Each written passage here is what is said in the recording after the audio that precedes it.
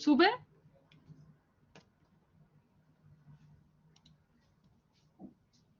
Ya. Bien, Cristel. Bien, bien. Vamos acá. Bien, por acá. Acá reemplazando al profesor. Entonces. ¿Alguna duda hasta ahora de lo que han visto?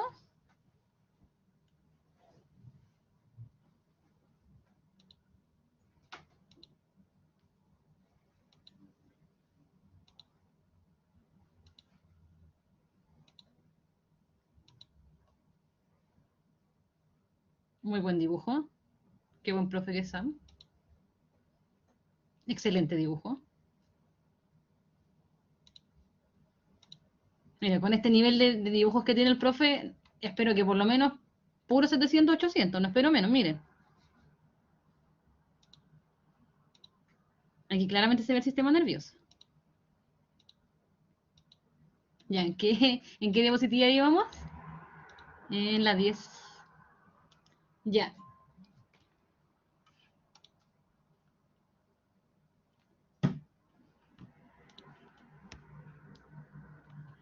Entonces, ya. ¿Vieron mesencéfalo y protuberancia o hasta acá llegaron?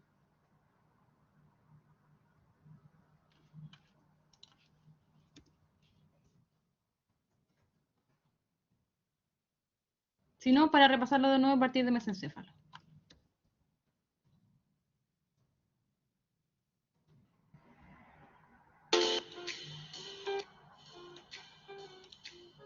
¿Ya? Hasta acá llegamos. Ya, entonces, un pequeño repaso.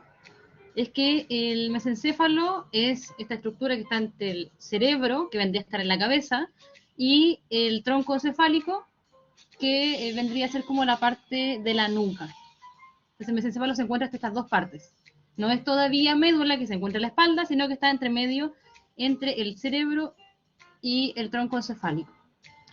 Luego además tenemos los centros de integración, que es muy importante porque mueven los ojos de manera refleja.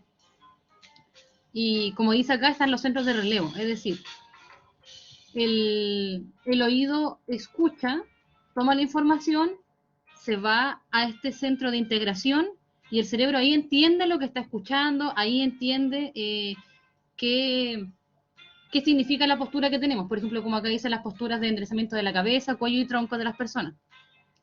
¿Qué se refiere a esto? Que es el cuerpo, esto lo hace automático, ustedes no deciden en qué postura van a estar tomando el 90% durante el día, sino que ustedes solamente pueden ver, de repente es como, no sé, me veo en un espejo y me enderezo, pero durante todo el resto del día esto es totalmente automático.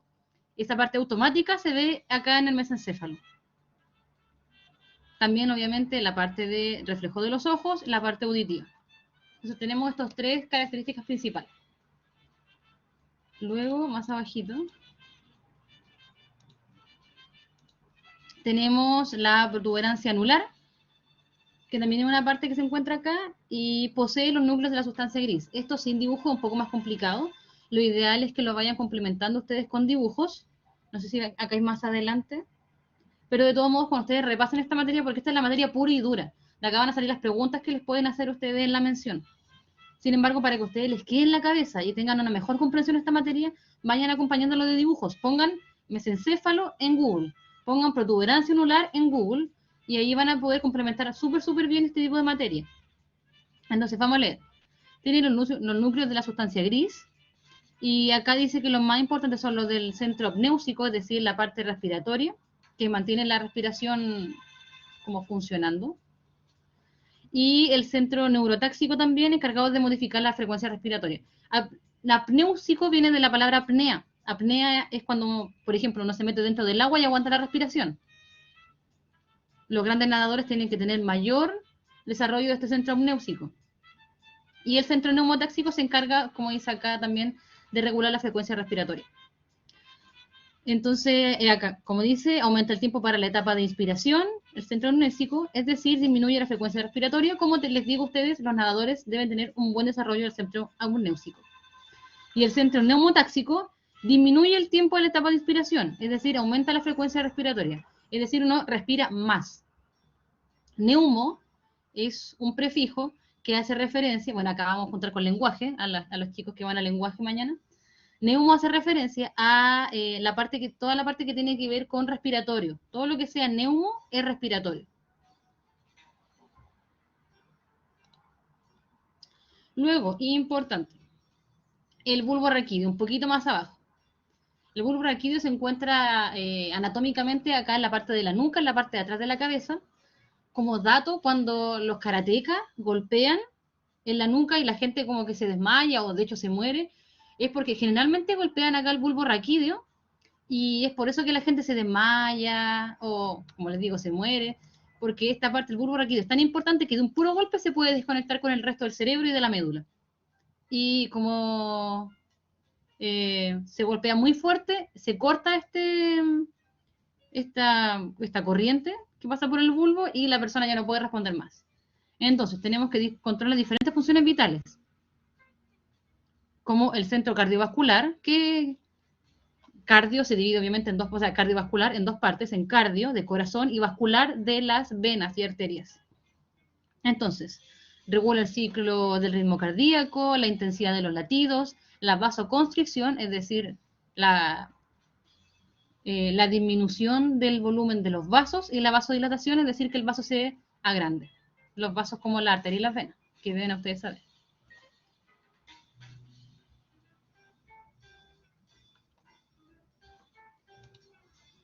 Luego está el centro respiratorio, que controla el ritmo básico de la respiración, que lo vimos, y este centro respiratorio se complementa con el neumotáxico y el apnéusico que vimos en la otra parte.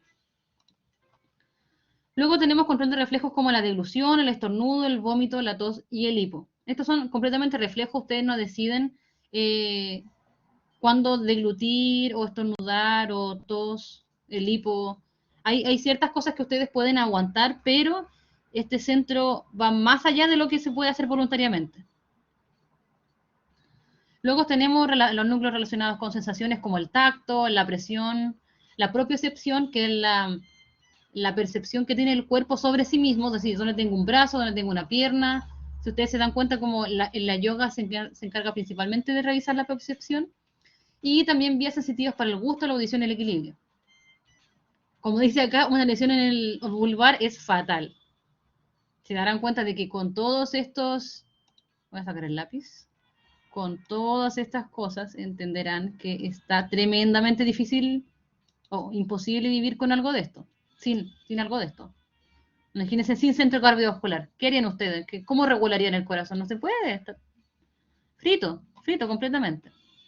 Entonces, el bulbo raquídeo, que se encuentra en la nuca, como habíamos dicho, releva la información al cerebro y también ocurre el entrecruzamiento de la mayoría de las fibras motoras. Esto es muy importante. Que vienen de la corteza cerebral, es decir, de la parte de arriba, y de las fibras sensitivas que van hacia el cerebro. Las fibras motoras son voluntarias, así que salen del cerebro hacia el músculo, y las fibras sensitivas van desde la, ¿cómo se llama esto? Desde los sentidos, como el tacto, como decía acá, la presión que uno puede tener encima, todas esas cosas que uno siente, y van al revés de lo voluntario. Entonces, importante, el ritmo respiratorio que genera el bulbo raquídeo se modifica. Ah, eso es lo que decía, lo que le explicaba yo. Que el ritmo respiratorio se genera en el bulbo raquídeo y se modifica la protuberancia. Estas dos cosas se van integrando, ambas funcionan juntas. ¿Alguna duda hasta ahora? ¿De mesencéfalo, protuberancia, bulbo raquídeo?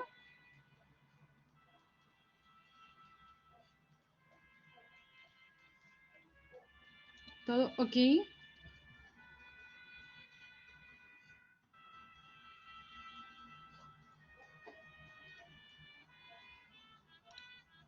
Ya, perfecto, Cristel, muchas gracias.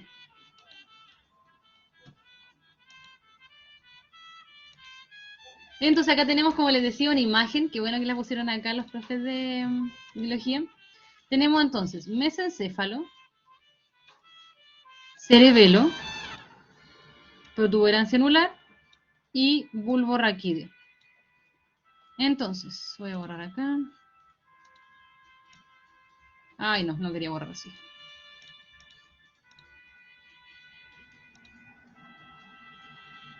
Ay, qué fritura esto. ¿Qué es esto que se actualizó? Terrible.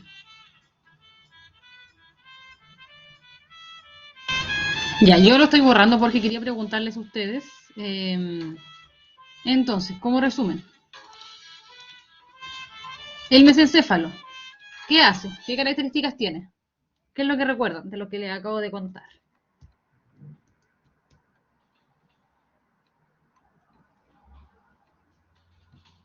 ¿Ya? ¿Quién se tira a la piscina?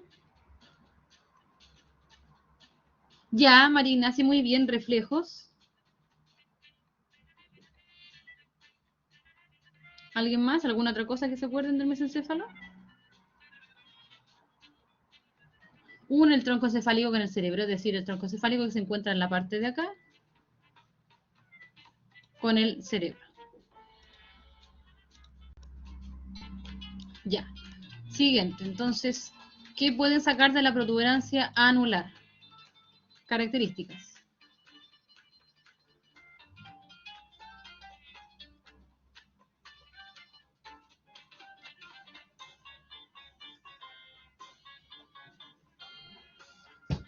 Muy bien, María Ignacia, el centro apnéusico y el centro neumotáxico. Dentro de otros centros importantes, pero esos podríamos destacar. Y del bulbo raquídeo. Exactamente, Cristel, justo lo que decía María Ignacia, el centro apnéusico y el neumotáxico. Son los que tienen que ver con la respiración. Ambos. Y del bulbo raquídeo, ¿qué tenemos?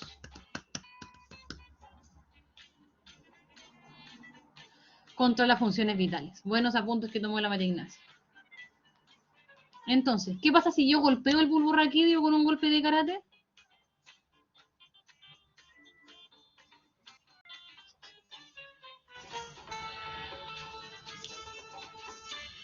Puede morir, exactamente. Muchas gracias, chicas. Ya, entonces seguimos bajando. Exactamente, Cristel, puede desmayarse o morir. Seguimos bajando. Acá tenemos hasta el bulbo raquídeo. Y esto en una cabeza, voy a ver si me hago la del profe Sam. Acá está el cuello, sí. Chuta. Así, ahí está la nariz. Algo así, imagínense, ahí está. Esa es la parte de la nuca. Entonces, para allá, hacia abajo, nosotros encontramos la espalda. ¿Y qué hay en la espalda? La médula espinal. Entonces vamos a definirla. Es una estructura casi cilíndrica porque tiene forma como cuando uno junta las manitos en forma de C. Uno junta las manitos como acá, así. Esa es una manito. Los de abajo son los pulgares. Ya, pongan sus manitos así. Esto es un pulgar, estos son los otros dedos. Este es el pulgar. Entonces más o menos como así la médula. Si juntan, ¿lo hicieron? ¿Juntaron las dos manos? Así. Esa es la forma que tiene más o menos la médula.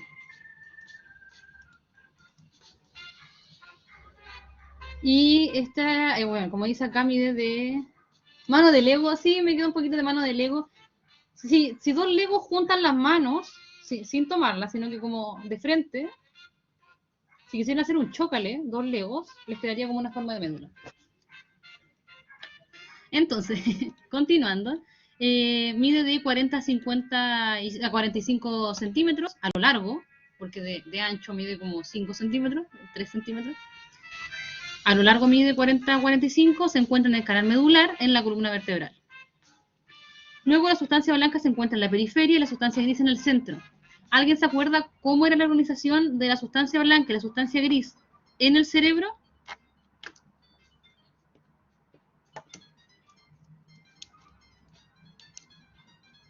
¿No se acuerda, María Ignacia? Ya. En el cerebro funciona al revés. La sustancia gris se encuentra por fuera. Imagínense que estas son las arrugas que tiene un cerebro. La estamos mirando como de frente.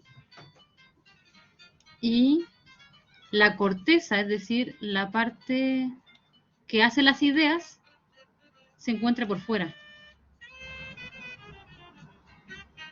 Esa es la sustancia gris.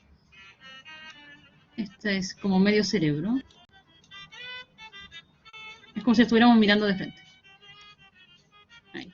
Y toda esta parte, que es la sustancia blanca, está por dentro. Entonces, eso pasa solamente en el... Ahí se acordó, muy bien, muy bien. Pasa solamente en el cerebro y en la médula espinal pasa al revés. El centro de la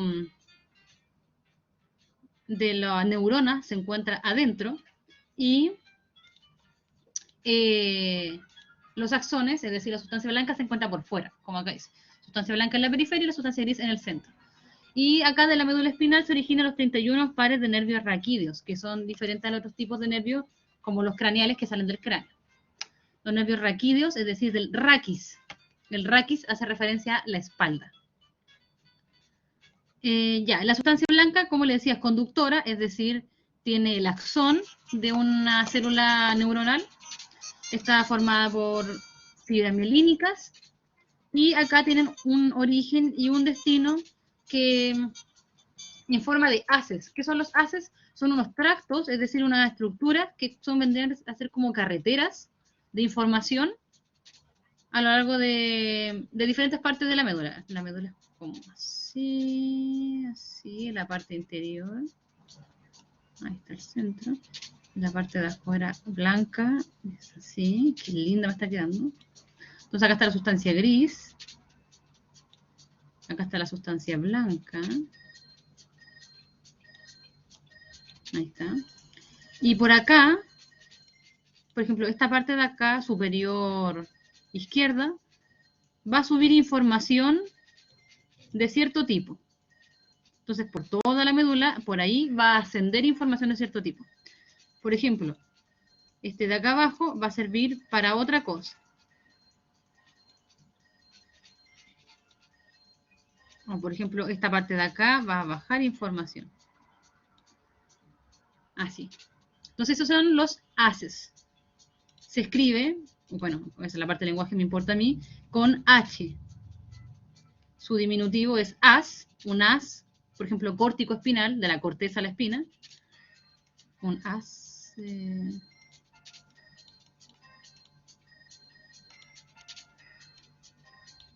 Un as.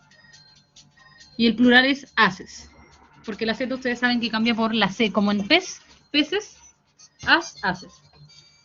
Listo, acá dice pueden ser ascendentes y descendentes y están separadas por las artas dorsales y ventrales de la sustancia gris, que es lo que yo le comentaba, que esa la parte que estaba adentro.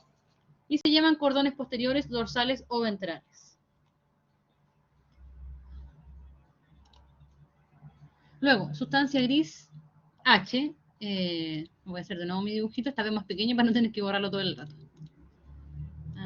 Así, la parte de adentro es literalmente como una H. Ahí. Se supone que hay un canal, por eso siempre lo dibujo. Y luego la parte de acá es como una manzanita o un durazno. ¿Qué tal? ¿Cómo me quedó? ¿Se entiende?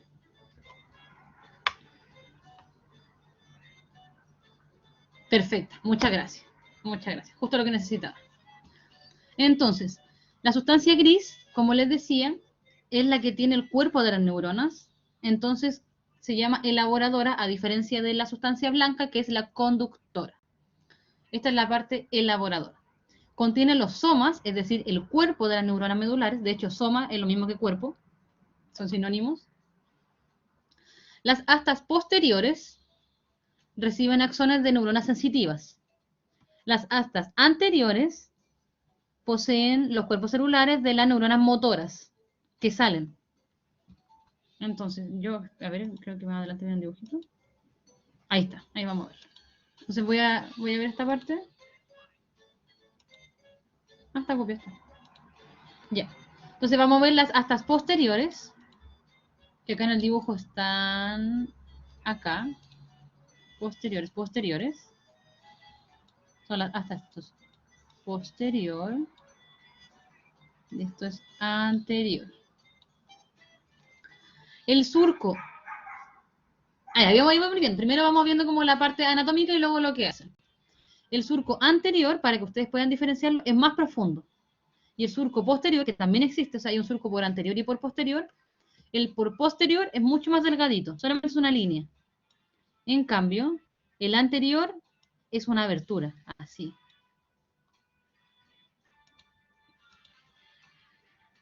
Por ejemplo, acá si tuviese que dibujarlo más específicamente, voy a...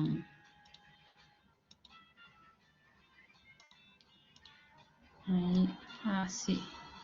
Entonces, ahora, ¿cuál va a ser el anterior? ¿Arriba o abajo?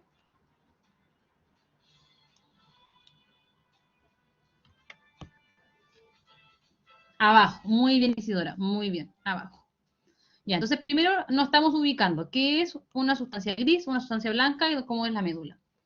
Tenemos entonces que las astas anteriores, si la parte de abajo, esta vez lo dibujamos abajo, son las anteriores. Por acá van a entrar las neuronas motoras. Es decir, las neuronas que se encuentran en esta asta, un asta como la de los palitos de la bandera, el asta de la bandera, consideren sinónimo de asta un palito. Entonces acá tenemos 1, 2, 3 y 4 astas. Oh, quedó todo rayado. Esto no tiene un borrador por atrás. No. Entonces tenemos las astas, es decir, cada patita de la médula anteriores y las astas posteriores.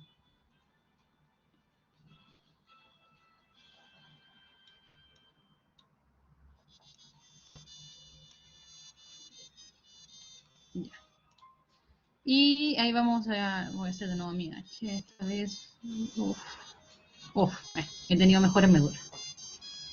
Ya.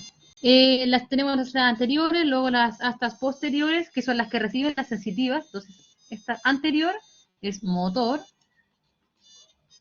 Es motor. Y las astas posteriores son sensitivas. Esto es posterior. Uy. Ahí sí. Esto es importante porque el sistema no mezcla este tipo de información. Es decir, la información que el cuerpo hace voluntariamente no se mezcla con la información que el cuerpo recibe sin querer. Es muy ordenado en ese sentido. Y es tan ordenado, o sea, ¿por qué sirve aprender esto? Porque el día de mañana ustedes, las carreras que quieren estudiar, relacionadas obviamente con la ciencia, si son, por ejemplo, del área de la salud, y ustedes reciben un paciente con, por ejemplo, una herida en este lado, y que comprometa todo este sector, ustedes van a tener problemas en el área motora. Por eso es importante de que la gente del área de la ciencia comprenda cómo está organizada la médula. Luego tenemos algunas características importantes como las astas laterales a nivel torácico y las astas laterales a nivel sacro, que son características que se encuentran solamente en esa parte. A nivel torácico se encuentra el sistema nervioso autónomo simpático. ¿Ya vieron el sistema simpático? ¿Se lo han pasado en algún momento?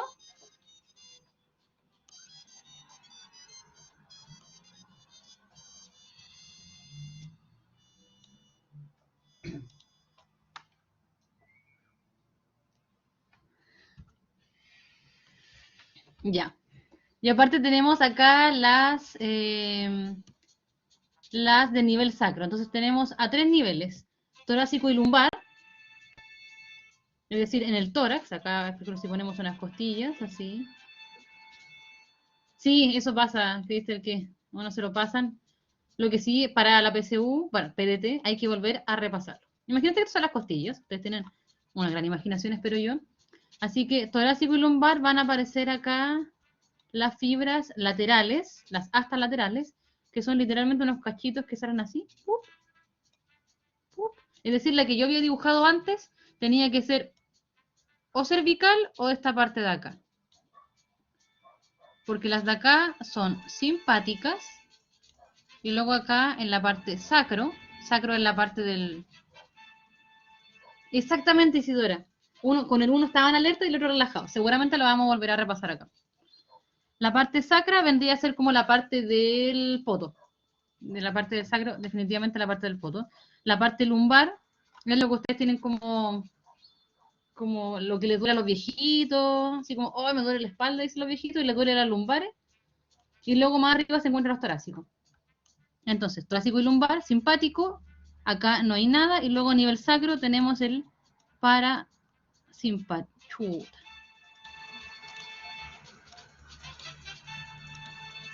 Parasimpático. Este es lo mismo y acá estamos de nuevo. Entonces, ¿qué me había preguntado la Marina? ¿Esas son las astas? Sí, acá están las astas. Voy a borrar esto que ya hicimos la diferencia entre anterior y posterior, muy importante. María Ignacia, pregúntame. ¿Me escuchas? ¿Sí? Ah, ok. Lo que pasa es que las astas laterales a nivel sacro, ¿qué tipo de neuronas originaban? Las astas laterales a nivel sacro son parasimpáticas.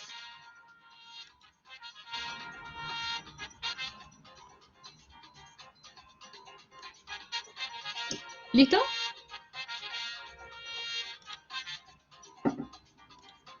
Ya, perfecto. ¿Hasta qué hora tenemos la clase? Generalmente, ¿hasta qué hora la tienen?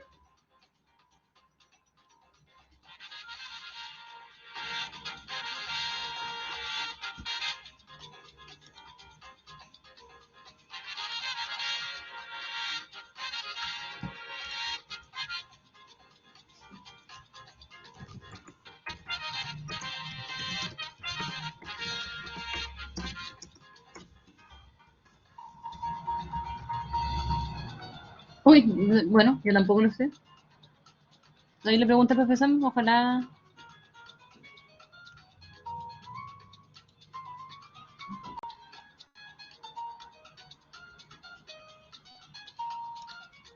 Ya, ya dijo que terminemos el power solamente. Entonces, ¿qué funciones tiene la médula? Que hemos estado viendo diferentes cosas. Tiene dos principales funciones que son los reflejos voluntarios. ¿Ustedes han visto cuando en el médico les golpean con un martillito la rodilla?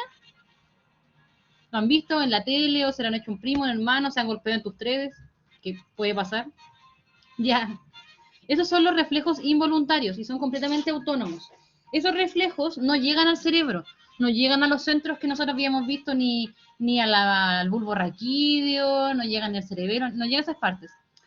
Pasan directo por la médula y levantan la pierna por sí solos. Esos son los reflejos involuntarios. Aparte tenemos los reflejos voluntarios, que serían los somáticos, que son los que uno hace voluntariamente, por ejemplo, estirar un brazo, quitar la mano cuando está caliente, cosas así. Aparte, además, y conduce impulsos sensitivos y motores desde ya el encéfalo, lo que yo les decía, que servían como carreteras, desde el cerebro. Entonces el cerebro dice como, quiero mover un brazo, envía la información desde la corteza, donde está la sustancia gris, desde la corteza de la sustancia gris, va por los tractos o los haces, por la sustancia blanca, bajan luego por el mesencéfalo, del cerebro al mesencéfalo, del mesencéfalo pasan por la médula y todo esto por la sustancia blanca, porque la sustancia blanca son las carreteras, y ahí van luego de la sustancia blanca, sale como uno de los 31 nervios raquídeos y ahí mueven un músculo. Y tiene que aprendérselo. A estudiar, cabros. Y entonces acá vemos la diferencia con reflejo, que es una respuesta muscular rápida e involuntaria, y en los vertebrados la mayoría de estos son generados a nivel de la médula espinal y neuronas periféricas. La médula espinal, que es lo que habíamos visto. A cada reflejo les corresponde un arco reflejo, es decir, un circuito formado por un órgano. Ah, esto es importante. ¿Qué es un arco reflejo? Esto puede ser pregunta literal en la PDT. ¿Qué es? Es un circuito, claro, igual que un circuito de luz, que forma un órgano sensitivo. Por ejemplo, ustedes se queman. Si ustedes se queman, el arco reflejo de quitar la mano vendría a ser el órgano sensitivo, que sería el tacto, una vía aferente. La vía aferente es la que va desde el estímulo hasta el sistema nervioso, luego un centro de integración, es decir, como que se da la vuelta y dice, ya vamos a, ¿cómo respondemos? Dice el cuerpo, es el centro de integración. Luego la vía eferente, es decir, la que sale del cuerpo, y un efector conectado mediante sinapsis. ¿Qué es un efector? Es una parte del cuerpo que es lo que va a responder. Si lo usamos con ejemplo, entonces sería, el órgano sensitivo sería en este caso, por ejemplo, una mano que se quema. La vía eferente vendría a ser la neurona que va desde la mano hasta la médula. El centro de integración sería la médula. La vía eferente vendría a ser otra neurona diferente, otra neurona, y el efector vendría a ser la misma mano, pero los músculos que sacan la mano, es decir, el brazo, por ejemplo. Yo siempre me confundí entre aferente y eferente, pero luego recuerdo que aferente parte con A y la A va primero que la E. Entonces, aferente va desde afuera hacia adentro y la IA eferente va desde la médula hacia como respuesta. La vía eferente es una respuesta y la vía aferente va desde afuera. Acá está el arco reflejo. Hay que bajar un poquito. Tenemos un receptor que capta la señal. Por ejemplo, en este caso es el reflejo de la pierna. Capta la señal. Acá vemos el uso muscular. María Ignacia, pregúntame.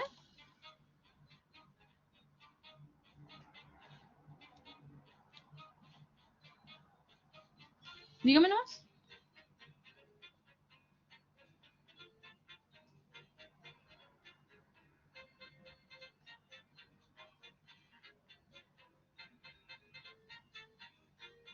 Ya. Sí, no te preocupes, pasa. Entonces tenemos el uso muscular que vendría a ser este músculo.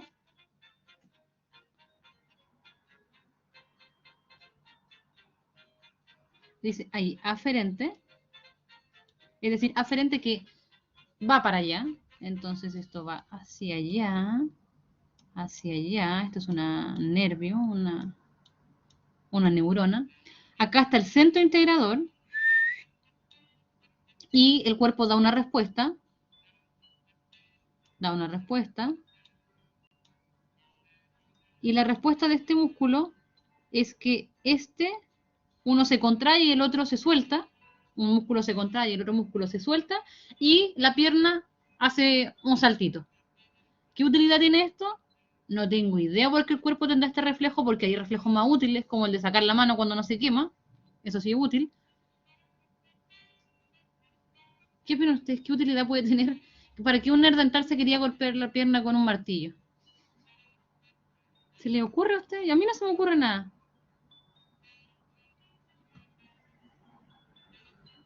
En cambio, hay unos mucho más útiles, por ejemplo, no sé, el reflejo de mirar al sol y que la pupila se contraiga para mejor enfoque. Pero esta utilidad, ¿qué hace esto? No. Hay cosas más importantes que el cerebro, o sea, que el cuerpo podría gastar energía y la gasta en esto. Luego tenemos el sistema nervioso periférico que tiene nervios y los ganglios. Periférico hace referencia a todo lo que no está ni en la médula ni en la cabeza.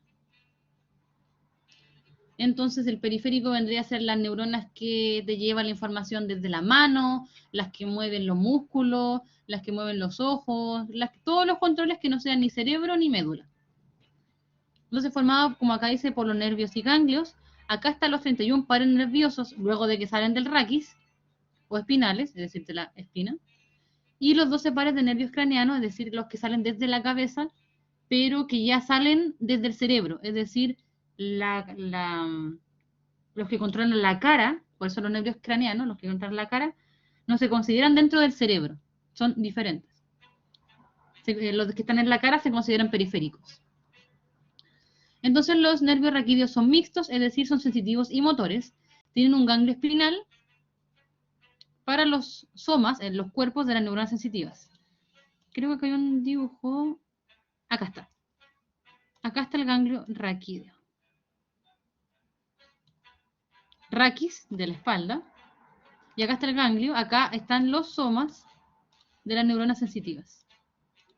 Si se dan cuenta, a este lado está liso. No tiene ese porotito que tiene ahí. Y los nervios craneanos pueden ser solo sensitivos, solo motores o pueden ser mixtos. Sé que la materia no es fácil, pero la vida no es fácil, así que ánimo. Luego tenemos sistema nervioso somático, voluntario, somatosensor. Sí, ¿para qué les voy a mentir? El sistema somático significa que tiene relación con el cuerpo, obviamente todo en el cuerpo tiene relación con el cuerpo, pero esta es la parte voluntaria. Mira, pude subrayar. Ojalá se subrayara toda la palabra, pero bueno, no le exijo tanto tampoco. Entonces, esto está formado por las fibras motoras. Eso es importante. Bueno, voy a subrayar todo. Que inervan la musculatura esquelética. Voluntarios y reflejos somáticos. Lo que estamos viendo, por ejemplo, quitar la mano, para poder quitar la mano uno tiene que mover los músculos de los brazos. ¿Qué musculatura no se cuenta acá? Por ejemplo, la que tiene el corazón. El corazón no cuenta con musculatura esquelética. ¿Qué más no cuenta con musculatura esquelética? Los músculos que tienen los vasos sanguíneos tampoco cuentan con musculatura esquelética. Entonces, esquelética se refiere a que mueven el esqueleto. Por ejemplo, los tríceps, el deltoide, los abdominales, los que se encuentran en las piernas, los que mueven los dedos de los pies, los que mueven los dedos de las manos, los que mueven la lengua y la boca, también son musculatura esquelética. Entonces acá el sistema nervioso tiene vías eferentes, es decir, que van desde el cerebro hacia el músculo. Y la parte donde se encuentra la neurona que viene del cerebro con el músculo, a esa parte, justo esa parte, a esa unión, donde hacen el cortocircuito, se le llama placa motora. Y a esta área es una sinapsis neuromuscular, obviamente, porque es neuro y es muscular. A veces se cranean mucho para hacer cosas muy inteligentes y de repente solamente se dan por lo simple la gente que estudia esta materia. ¿Alguna pregunta hasta ahora?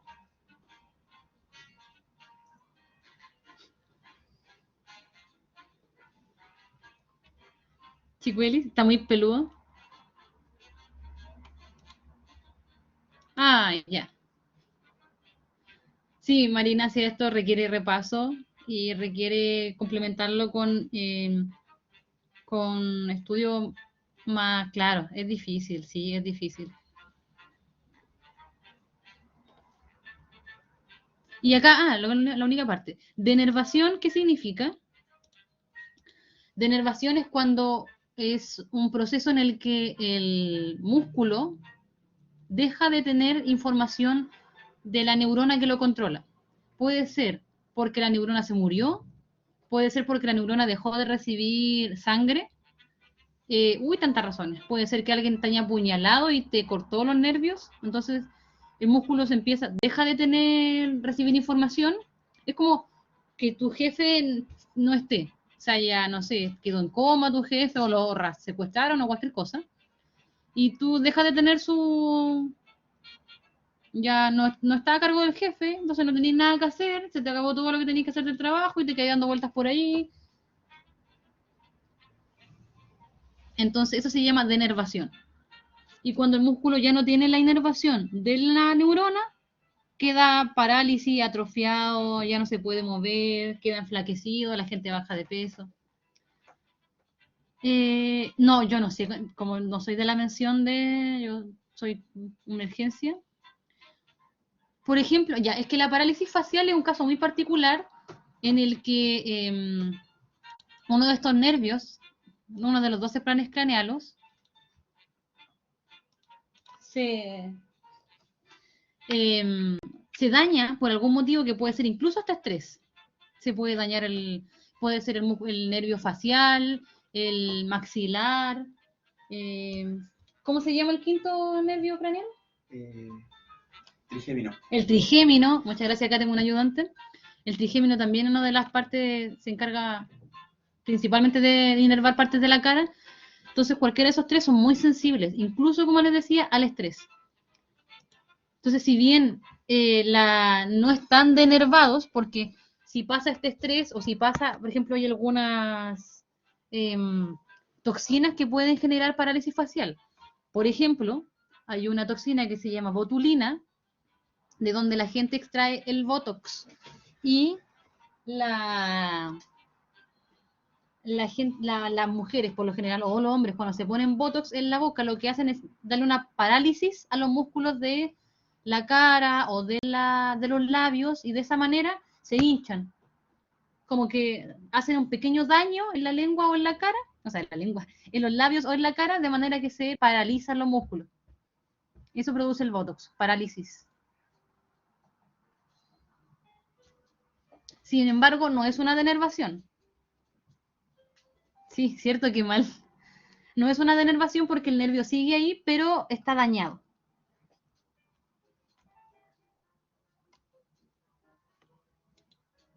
Ahí está todo duro. Definitivamente, si tú tocas a una persona con Botox, si ven videos como de esta gente que quiere ser como la Super Barbie o cosas así, eh, y cuando hablan en las entrevistas, mueven muy poco las facciones de la cara. No pueden enojarse, no pueden sonreír, como que solamente hablan como lo mínimo. Y tienen todo el resto de las facciones paralizadas. Y ya lo último que queda vendría a ser los sistemas nerviosos autónomos, que es lo que les preguntaba adelante, también llamados neurovegetativos, que regulan, ahora voy subrayando todo, ajustan, pero esto subraya bueno, pésimo. Coordina funciones y actividades, esto es totalmente autónomo, es decir, uno no puede decidir eh, cuánto contraer o no a la pupila. Entonces, la homeostasis, que es un concepto que seguramente ya han visto, que es la regulación como natural, la mantención adecuada de los sistemas del cuerpo, se encarga principalmente el sistema nervioso autónomo y se divide, como dice acá, en simpático y en parasimpático. ¿Qué más tenemos? Dice, la sinapsis intermedia se establece entre un ganglio que está fuera del sistema nervioso central. Ah, que es lo que les mostraba delante del sistema nervioso este de acá, que tenía los somas de una de las salidas de este ganglio raquídeo. Ese es lo que estamos comentando ahora.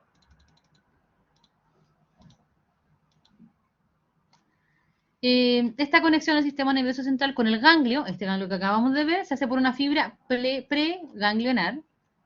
En cambio, entre el ganglio y la estructura inervada se hace por una fibra postganglionar. Vamos ahora para allá. Esta parte de acá sería preganglionar, porque acá está el ganglio, y luego vendría la postganglionar. Creo que esta la tenía más rayado.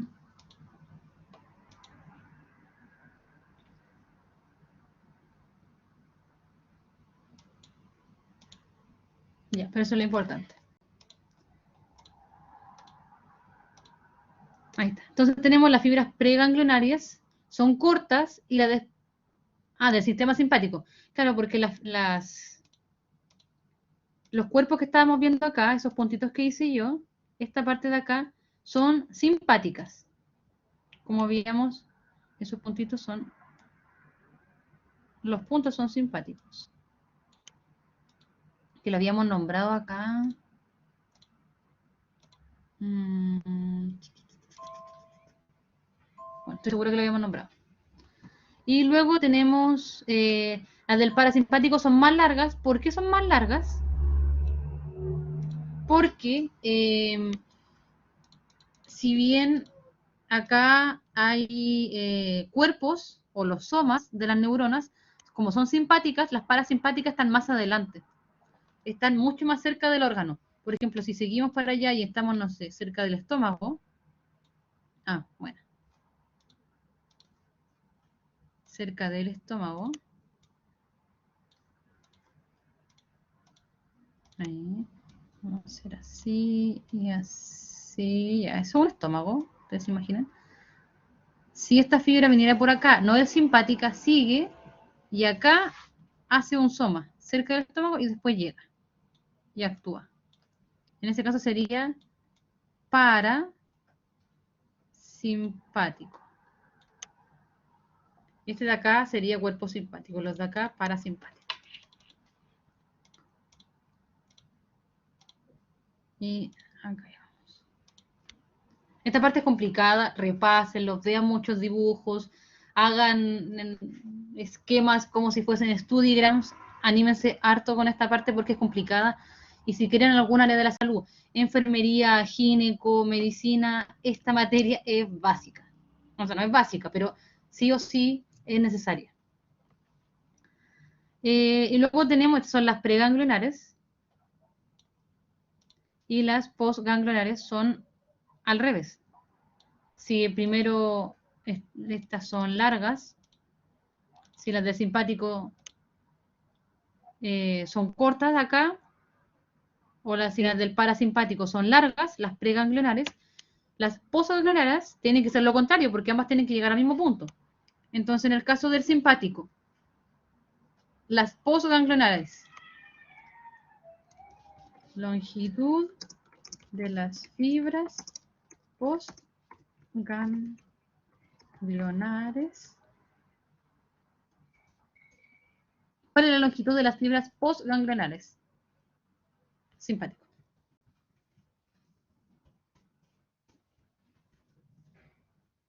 Escríbame ahí en el chat.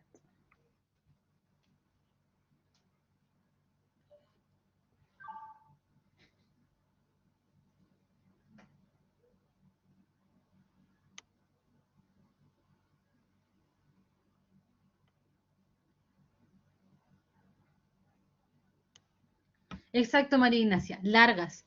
¿Por qué?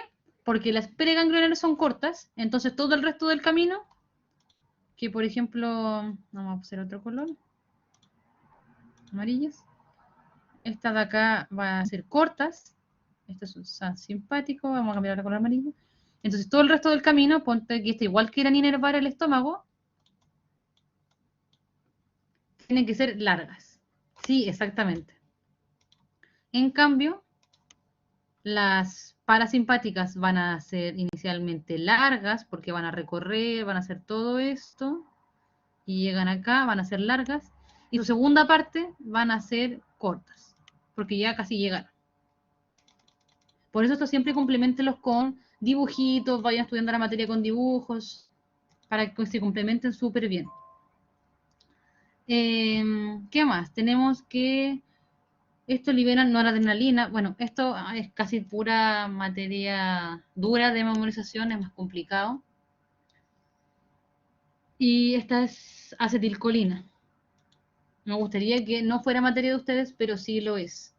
Y la base de esto es más bien complicada, así que simplemente busquen alguna mnemotecnia que les pueda servir para que la acetilcolina ustedes las puedan tener, para que sepan que son de las preganglionares y las postganglionares sean de noradrenalina, porque acá se dividen.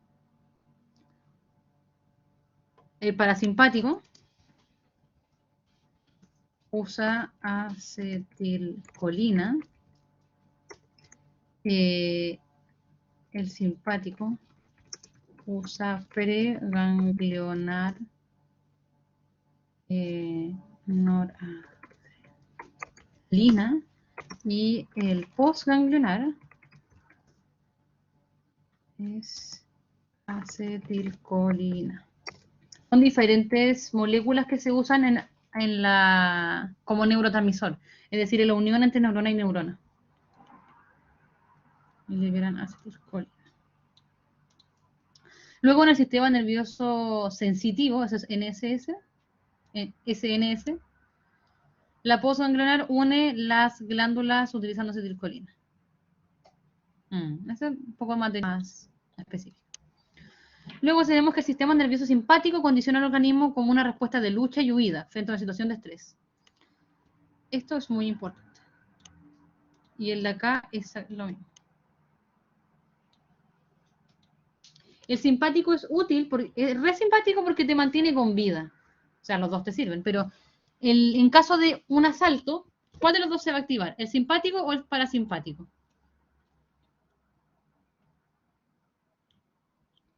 Si le dicen como pasa la moneda en la 210. Exactamente, Isidora y Cristel, el simpático se activa. ¿Y qué tipo de cosas genera el simpático? Por ejemplo, que tus músculos se activen, activa también la contracción cardíaca, activa la respuesta de adrenalina en el cerebro, es decir, tu sistema funciona por adrenalina mucho, con unas decisiones mucho, mucho más drásticas, como por ejemplo salir corriendo, saltar una reja y cosas así, se pueden generar mucho mejor cuando uno está estresado, porque el sistema simpático hace que los músculos funcionen más fuerte, gasten más energía. Uno puede hacer cosas que uno diría, uy, estaba tan estresado que llegué y salté 3 metros de alto del puro estrés para subirme al árbol para que no me atacara el oso. También hace que no todo es contracción en el simpático, porque por ejemplo se dilata la vejiga, pero se contrae el esfínter, cosa de que salga cero cantidad de ganas de hacer pipí para ir al baño. En cambio, cuando está el parasimpático, está tan relajado el cuerpo que dice como, estoy tan relajado, ya, puedo hacer pipí. ¿Qué otra cosa más es simpático? Baja la cantidad de hambre. Da muy poca hambre cuando la gente se encuentra en estrés. ¿Y qué más? ¿Se te ocurre alguna cosa que haga el simpático? El simpático. Sí. Movimiento de muscular. La cosa de las pupilas No creo que sea relevante. es por lo que me preguntan. ¿Pero en la PSU? Sí, siempre hacen el ejemplo de las pupilas. Y uno como que no entiende por qué eso siempre me costó, de hecho, porque como que no veía tanto la relación, pero siempre preguntan por las pupilas. Ya. El ejemplo de las pupilas se contrae. Para ¿Se enfocar más. expande para que llegue más luz y veas más o no? No sé, esa era mi lógica. Vamos a buscarlo, busquémoslo al tirando, porque esta es la última diapo. Mira, acá está. ¿Ve? Ay, pero esa imagen es perfecta, pues esa Sí, es la... está muy bien. Esto es lo que... Échenle un ojo, la mayoría tiene mucho sentido, como les decía, inhibe la salivación, es decir, como que como no les va a dar hambre, no necesitan saliva para meter comida. Eso es justo lo que necesitamos. Y como decía acá, dilata la pupila parasimpático para poder dejar mejor entrada de iluminación y poder enfocar mejor. Relaja los bronquios para que entre más oxígeno, acelera el impulso cardíaco, inhibe la actividad digestiva, que se diría que tengan menos hambre, estimula la liberación de glucosa por el hígado. ¿Por qué? Porque la glucosa sirve muscularmente para darle energía a los músculos. Entonces necesitamos tener más glucosa de lo normal porque vamos a hacer cosas mucho más extremas con los músculos. Luego, como les decía, secreta adrenalina y norepinefrina por el riñón. La adrenalina, como ustedes saben, es lo que la gente usa en medidas extremas. Relaja la vejiga, y uno diría como, relaja la vejiga, es decir, te va a hacer pipí. No, porque a su vez contrae el esfínter de la vejiga. Son dos diferentes. Está la vejiga, que la relaja para que pueda entrar más agua y te den menos ganas de hacer pipí. Y por otro lado, contrae el esfínter. Es como que uno tiene un globo grande, pero con la tapa, con la mano bien afirmada, entonces no sale nada. Si bien está relajada la vejiga, es para que... Entonces cabe más aire. Claro, se relaja el globo, cabe más aire, y lo importante es que el esfínter está muy, muy, muy apretado, así que le dan cero ganas de ir al baño. Y lo mismo con lo último. Le dan cero ganas de ir al baño completamente. ¿Qué más? Eso es. Por el otro lado, el parasimpático es todo lo opuesto al simpático y ambos se van relacionando todo el rato. Entonces, esto se relaciona para acá, este se relaciona para acá. Es decir, siempre que no está actuando el simpático, está el parasimpático. Bajo estrés, ustedes van a conocer súper bien al simpático porque se van a acordar de mí el día de la PDT, cuando se les dilate las pupilas viendo la prueba, le ha pasado cuando están muy estresados como que se ponen a toser de la falta de saliva que tienen, se les va a acelerar el pulso cardíaco, se les va a dar unos tiritones en la PDT que ni les cuento. Se les va a quitar el hambre. Le estoy dando ánimo. Bueno, tiene que saber la vida real que lo... Y después se pone mejor todavía en la U. Confirmo. Sí, no sé, acá mi compañero acá al lado está contentísimo. Mira, acá me dieron ganas de hacerla. La que dice el hambre no se me quita con nada. Excelente, entonces, Jeremías, lo siento, sí, la vida es dura como aprenderse Es dura como biología mención, que ustedes deben saber, es una de las menciones más complicadas. Así que tienen que ponerle todo el power. Es de las más lindas, es de las más lindas, pero es la más complicada. Qué feo caso. Miren, no lo van a olvidar, el sistema simpático es el que actúa en la PDT. Hagan alguna relación, el sistema simpático en la PDT. ¿Alguna pregunta, chicos? Porque ya estamos terminando ya. ¿Alguna última duda?